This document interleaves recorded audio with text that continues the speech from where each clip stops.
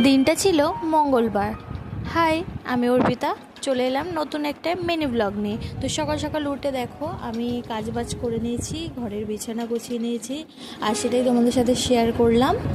আর তারপরে হচ্ছে ঘর ঝাড় দিয়ে নেওয়ার পরে সেদিনকে সেরকম কোনো কাজ ছিল না, আর মেঘ করেছে দেখো কত সুন্দর, আর ঝড় হচ্ছে, এরপরেই বৃষ্টি নামবে।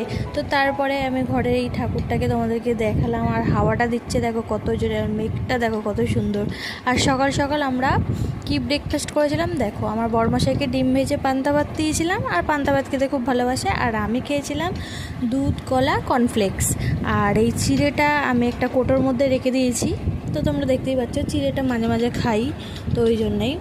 তো বৃষ্টি এই যে চলে এসছে, আর আমি একটু হাত বাড়িয়ে বৃষ্টি হাতে নিচ্ছিলাম, তারপরে ঘরে একটু বসেছিলাম।